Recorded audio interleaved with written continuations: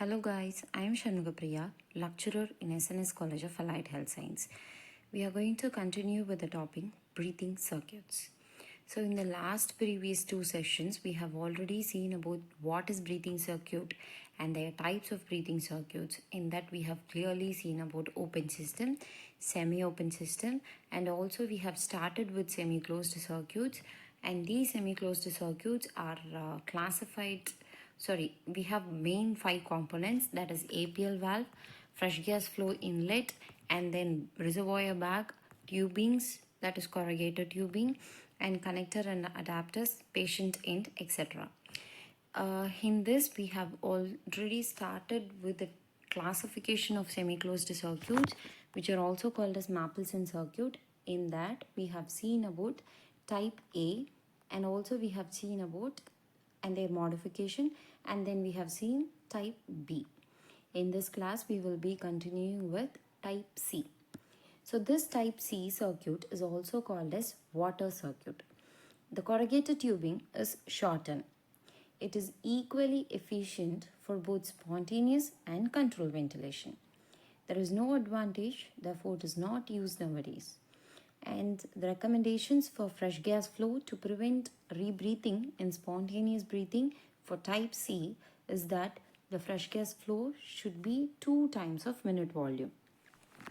And that for controlled ventilation, the fresh gas flow should be 2.5 times of minute ventilation, which is similar to type B. Then type D. So APL valve is brought near the back. The modification of type D is called as Bain circuit, and this Bain circuit is actually the coaxial modification of type D. So we have a tube inside another tube. So the inner tube is usually inspiratory tube and the outer is expiratory tube.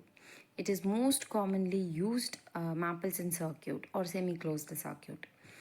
And the recommendation for fresh gas flow to prevent rebreathing for controlled ventilation is that if the patient has respiratory rate of about 10 to 12 breaths per minute, the fresh gas flow should be 1.6 times of minute volume. And or if the respiratory rate is above 16 breaths per minute or equal to 16 breaths per minute, the fresh gas flow should be 70 to 100 ml per kg per minute. And that for spontaneous breathing is that the fresh gas flow should be 2.5 times of minute volume.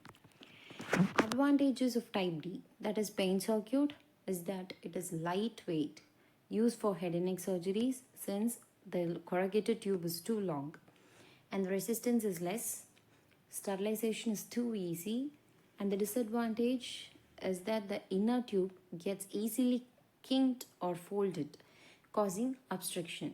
So the outer tube is usually made transparent for the clear vision. Next we have the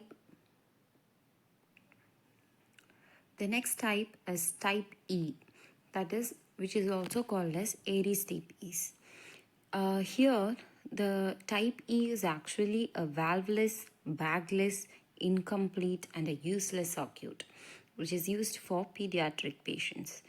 No APL valve and reservoir bag. It is an incomplete circuit and is only used for spontaneous ventilation.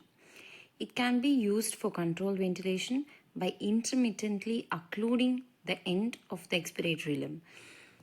Next, we have type F, which is the modification of Aries TPs, Jackson and Rees circuit. It is made complete by attaching a breathing bag, and it is also a valveless circuit. It is most commonly used in pediatric cases. Children below 6 years or below 20 kg can use this circuit. And for spontaneous breathing, the recommendations for fresh gas flow is 1.6 times of minute ventilation, and that for controlled ventilation is 2.5 times of minute ventilation. Efficiency for spontaneous breathing is A is greater than DEF, which is greater than BC. And that for controlled ventilation, it is DFE, which is greater than BC, and that is also greater than A. Other semi-closed circuits, Hafina system and Humphrey system. In the next class, we will be continuing with closed circuits. Thank you.